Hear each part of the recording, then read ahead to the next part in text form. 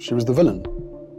She was the third person in the marriage. She needed to rehabilitate her image. I'm 75 now, and I can't remember anybody except the Queen being there. La princesa Ana se levantó y rompió las reglas reales delante de todos, y el palacio nunca volvería a ser el mismo. El rey Carlos se quedó allí sentado, con su copa en la mano, atrapado entre la mujer que amaba y su hermana que se negaba a callarse. Tras las impactantes palabras de Ana, la familia real empezó a desmoronarse a un ritmo incontrolable. Una corona dividida.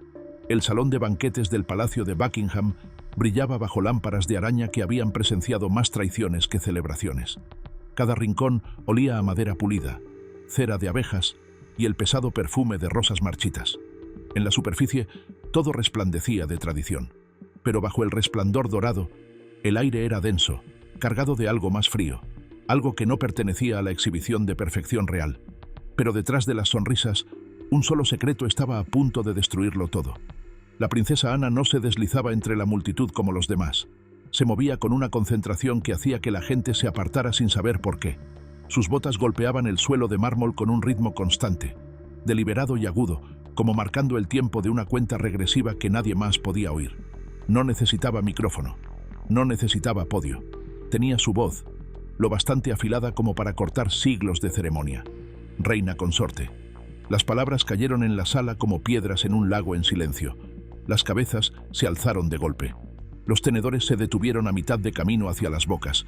Incluso las estatuas de mármol parecieron estremecerse bajo el peso de lo que se acababa de decir. Camila parpadeó, su sonrisa vacilando por una fracción de segundo. Sus dedos ajustaron la pesada pulsera de diamantes en su muñeca, un movimiento tan pequeño que habría pasado desapercibido en cualquier otra noche. Pero no esta noche. Esa noche, cada mirada, cada aliento, cada temblor, estaba amplificado. Ana no estaba pidiendo aclaraciones, no estaba corrigiendo un desliz, estaba haciendo una declaración, y la sala la escuchó alto y claro. Romper el protocolo real en público era el tipo de ofensa que podía terminar carreras, arruinar reputaciones, desatar escándalos. Pero Ana no se inmutó.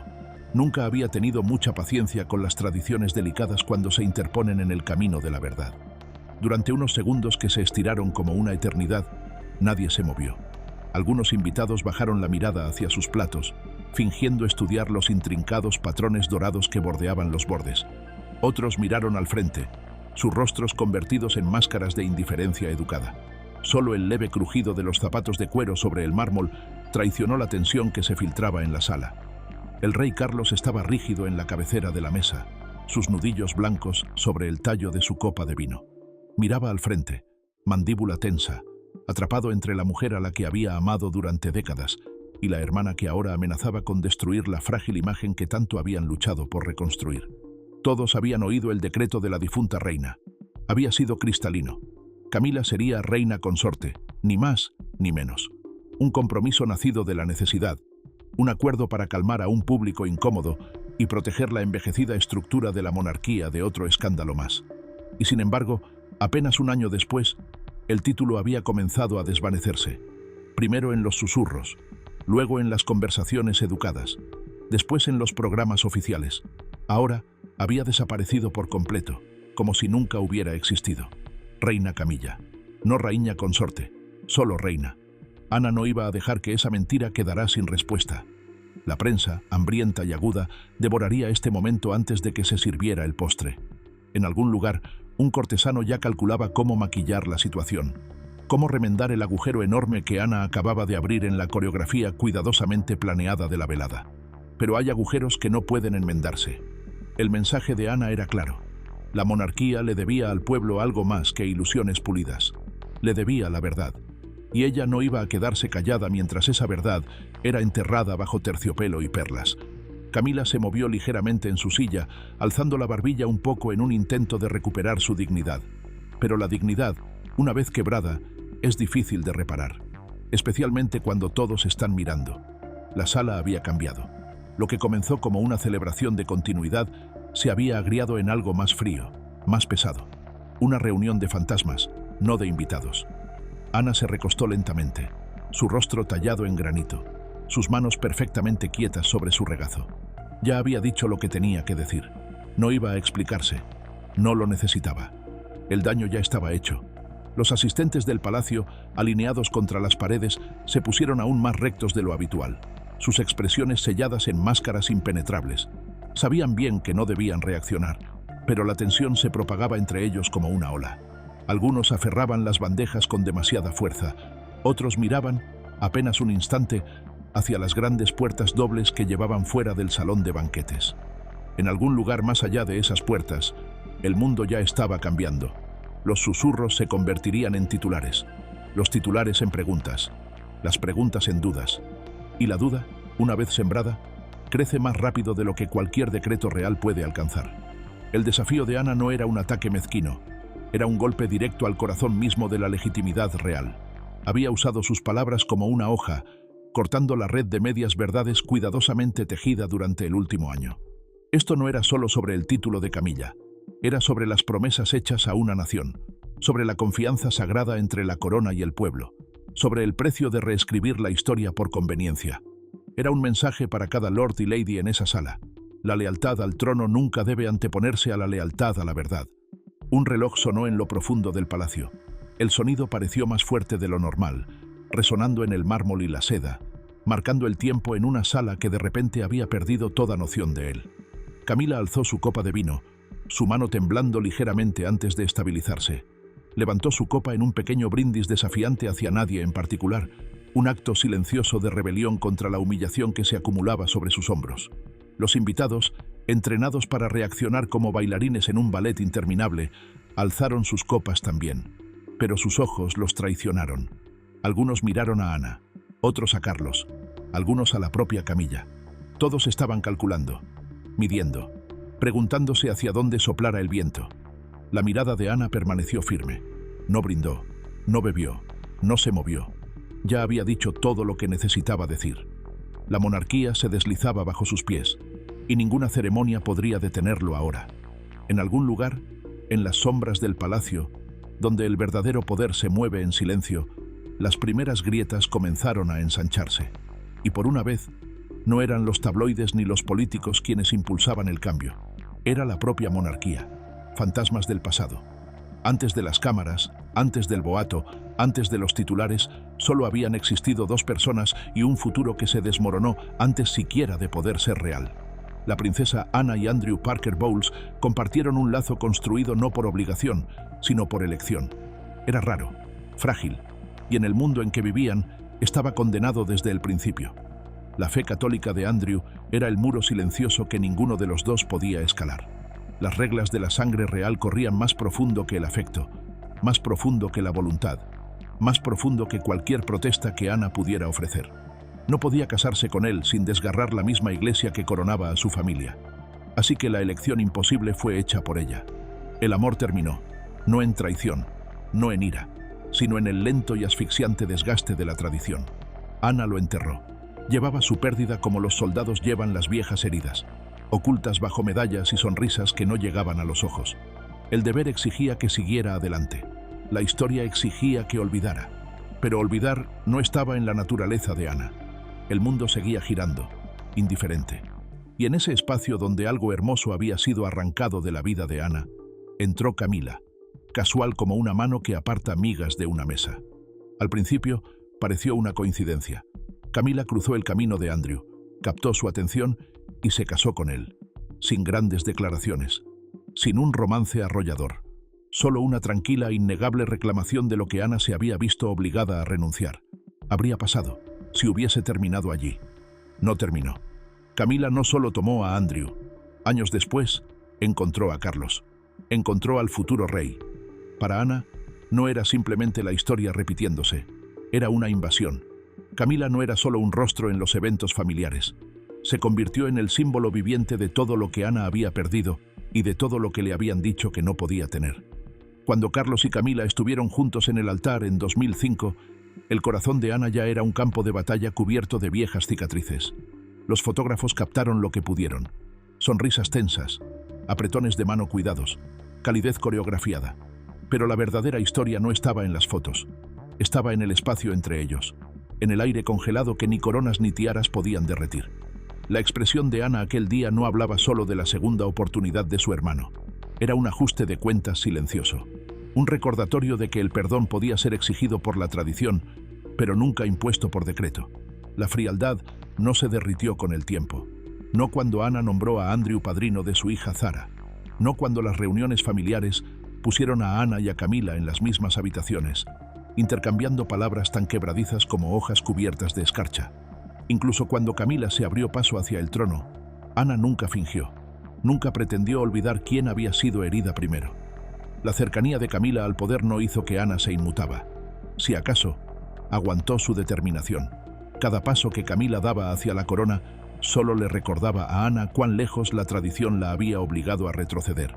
Y Ana, la inquebrantable defensora de las viejas costumbres, se negó a dejar que esa traición se barriera bajo las alfombras bordadas de la historia palaciega. La amargura era un río corriendo justo bajo la superficie, invisible para el público, obvio para todos los que importaban. Dentro de los muros del palacio, los susurros nunca morían del todo. Mayordomos, doncellas, asesores, todos sabían la verdad del mismo modo en que un árbol siente una tormenta próxima en el cambio del viento. Lo veían en las miradas rápidas, en las conversaciones acortadas, en las excusas educadas para salir de una habitación un poco más rápido. Camila llevaba su nuevo rol como un vestido cosido demasiado ajustado. Encajaba, pero apenas. No importaba cuántas organizaciones benéficas patrocina, no importaba cuántas fotos sonrientes ofreciera al mundo, no podía borrar los juicios silenciosos que seguían cada uno de sus movimientos. La lealtad de Ana siempre había sido hacia la monarquía, pero aún más hacia la memoria de su madre. La reina Isabel había construido su reinado sobre una voluntad de hierro envuelta en terciopelo.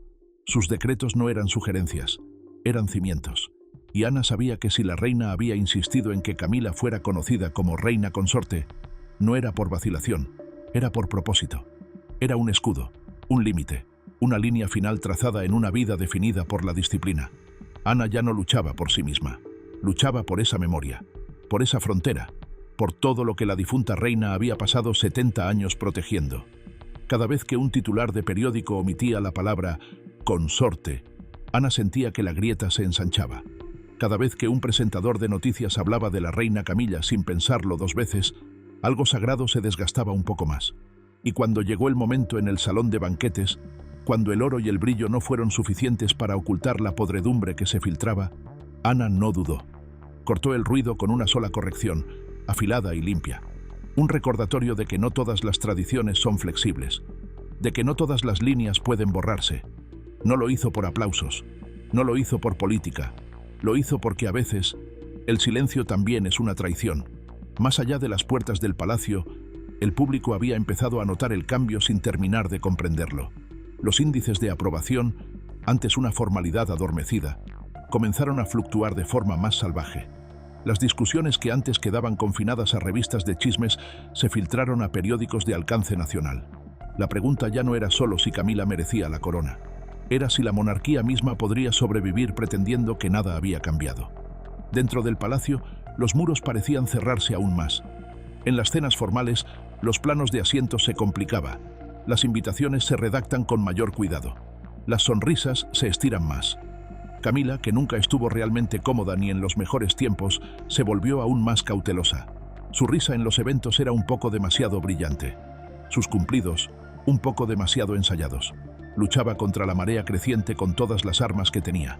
Galas benéficas, entrevistas, fotografías familiares cuidadosamente escenificadas, pero la corriente tiraba más fuerte cada día. Ana no libró una campaña pública. No lo necesitaba. La verdad, una vez dicha en voz alta, tiende a crecer sola. Y la verdad era simple. Algunas cosas una vez rotas no pueden reconstruirse con ceremonias y coronas. Permanecen rotas, y a veces se convierten en la clase de fractura que parte la historia en dos: el heredero, la corona y la grieta. La corona nunca había sido sobre una sola persona. Siempre había sido sobre el siguiente, sobre la supervivencia, sobre mantener la sangre en movimiento, sin importar lo que tuviera que sacrificarse en el camino. El rey Carlos lo sabía, la princesa Ana lo sabía, incluso la reina Camila, detrás de sus sonrisas cuidadosas, debía saberlo también. El momento en que Carlos anunció a William y Kate como los nuevos príncipes de Gales debía ser una celebración. Las cámaras destellaron. Las multitudes agitaron banderas. Cada rincón del reino vibraba con la fantasía de la continuidad. Pero dentro del palacio de Buckingham algo se movió. Algo duro, algo frío. El movimiento no fue solo ceremonial, fue estratégico. Era un mensaje escrito en títulos y apretones de manos, diciendo en voz alta lo que nadie se atrevía a susurrar. El futuro pertenecía a la generación más joven. Y Camila, a pesar de los anillos y las túnicas, no formaba parte de él. Hacia afuera, la familia real mantenía la actuación. Los eventos públicos se coreografian con precisión mecánica.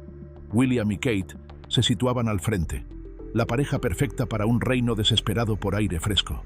Camila y Carlos, siempre un poco detrás, siempre un poco menos luminosos, jugaban sus roles con sonrisas que no llegaban del todo a los ojos. Pero la división estaba allí, latiendo bajo cada compromiso, cada aparición en el balcón, cada comunicado de prensa medido. William había crecido hasta encarnar el rol que el público demandaba de él. Sereno, compuesto, confiable. No solo había heredado los ojos de Diana, sino también su instinto para leer el humor popular. Sabía hacia dónde soplaban los vientos. No necesitaba gritar ni rebelarse.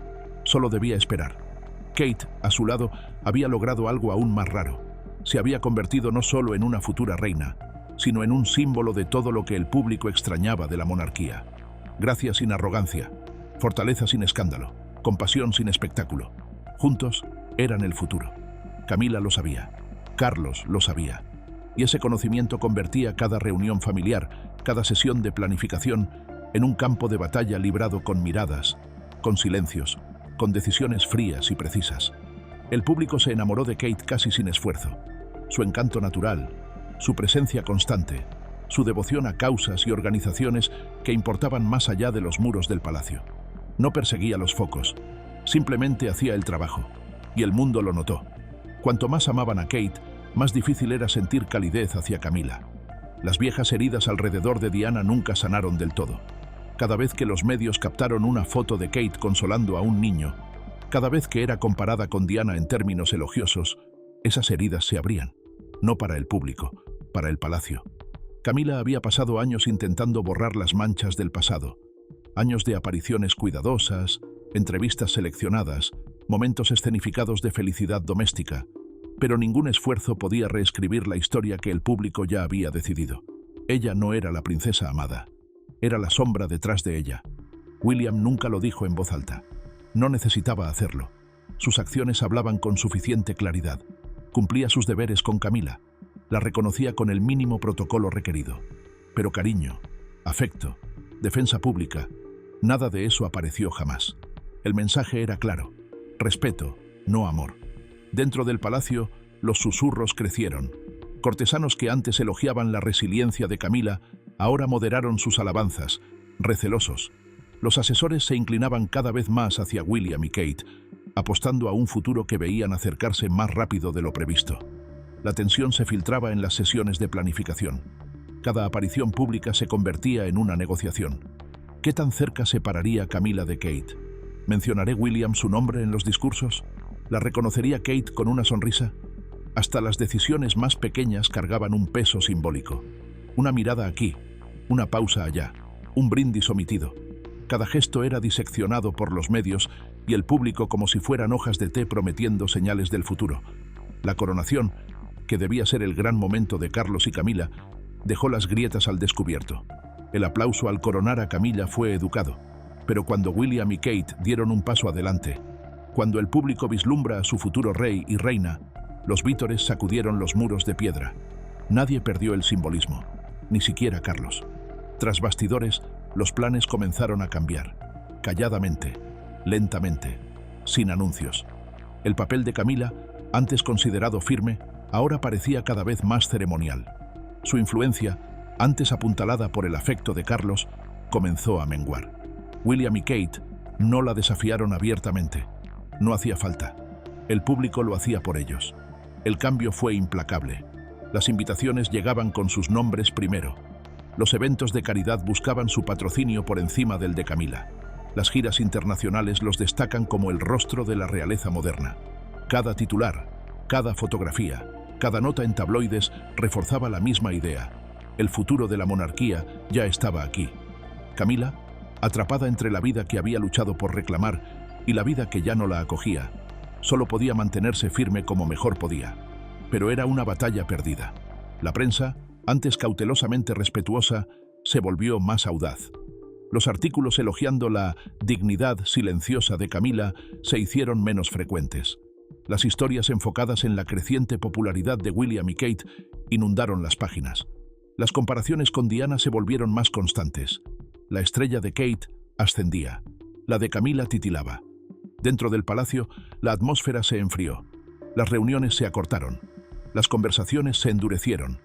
Los miembros del personal, expertos en leer los cambios de marea, comenzaron a alinearse más visiblemente con los jóvenes royals. Para Carlos, el costo de la lealtad se volvió más pesado. Amaba a Camila. Eso no había cambiado. Pero la monarquía, la corona misma, exigía más que sentimientos personales. Exigía supervivencia. Y la supervivencia significaba abrazar el futuro. Ana observaba todo desplegarse con la misma intensidad callada que había definido su enfrentamiento en el banquete. Ella ya había dicho lo que tenía que decir. El resto lo sabía. Era inevitable. La corona avanzaría. Y esta vez no dejaría lugar para errores. Un trono en guerra consigo mismo. El palacio de Buckingham había sobrevivido a guerras, incendios, escándalos, abdicaciones. Había visto caer reyes y alzarse reinas. Había sobrevivido a enemigos internos y externos. Pero las grietas que ahora reptaban por sus pasillos de mármol eran diferentes. No eran ruidosas. No eran bruscas. Eran lentas, silenciosas, inevitables. Tras la muerte de la reina Isabel, el pegamento que mantenía unida a la familia real desapareció. Lo que quedó atrás no fue unidad. Fue un campo de batalla sin bandos claros. Una familia unida por el deber y desgarrada por la ambición, el resentimiento y la supervivencia. El rey Carlos se sentaba en el centro de todo, atrapado en un dilema creado por él mismo. Su lealtad a Camila, antes una rebelión privada contra la expectativa pública, ahora amenazaba con costarle todo por lo que había luchado. El respeto de su pueblo, la supervivencia de la corona. El título de Camilla, antes un cuidadoso compromiso, ahora se sentía como una espina en el ojo del público. Cada mención de Reina Camilla en los periódicos provocaba una sutil incomodidad. Cada evento donde ella estaba al lado de Carlos profundiza la brecha entre la apariencia y el sentimiento. Dentro de los muros del palacio, cortesanos y asesores se desplazaban como arena, alineándose con más cuidado hacia el futuro. La atmósfera se volvió clínica, estratégica. La lealtad ya no trataba de afecto, trataba de supervivencia. La monarquía necesitaba a Guillermo y Kate. Todos lo sabían. Eran el bote salvavidas en un mar de mareas cambiantes, el puente entre lo antiguo y lo moderno.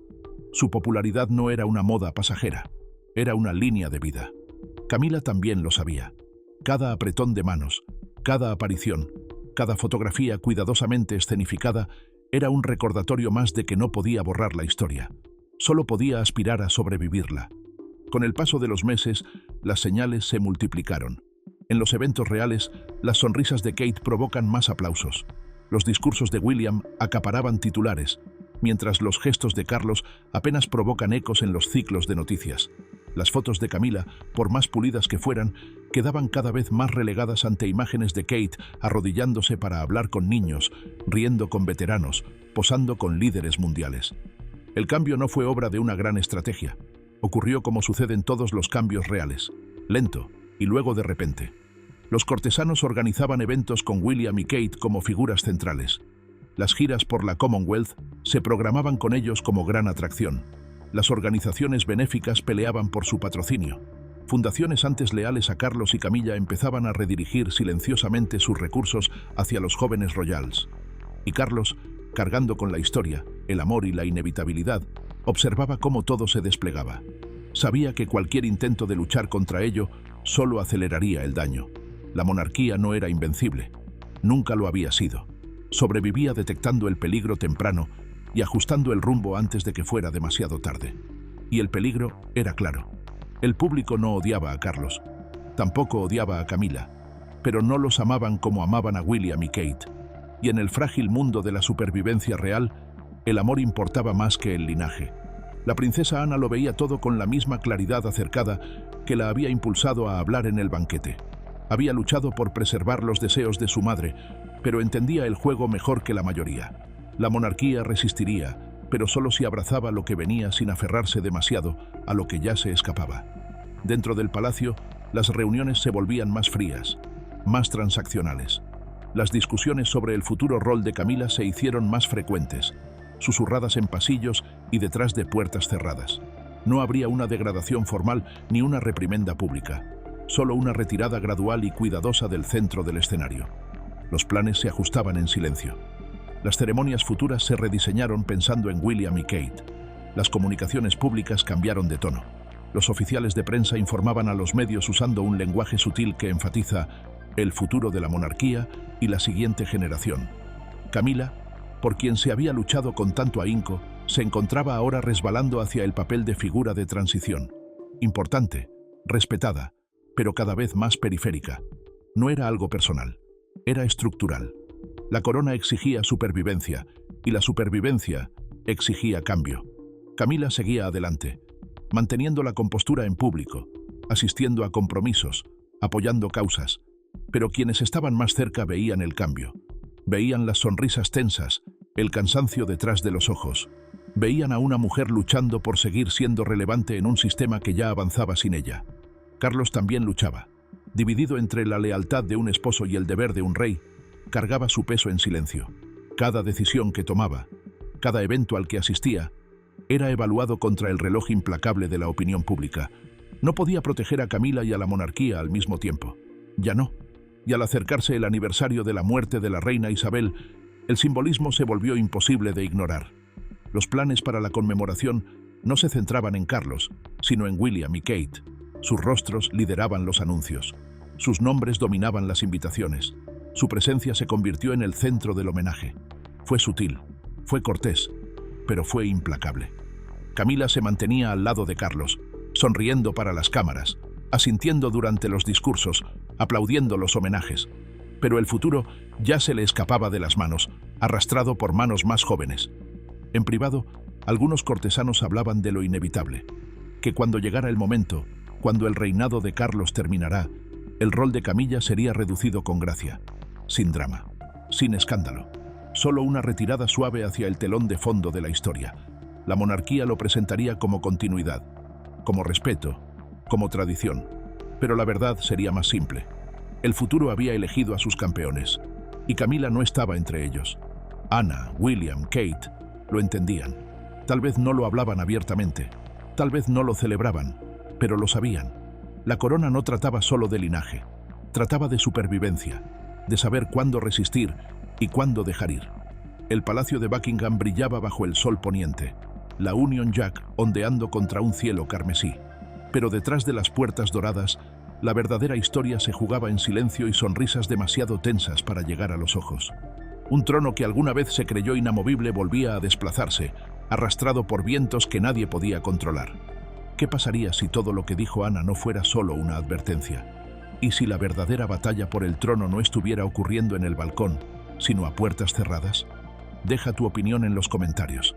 No olvides darle me gusta y suscribirte por más.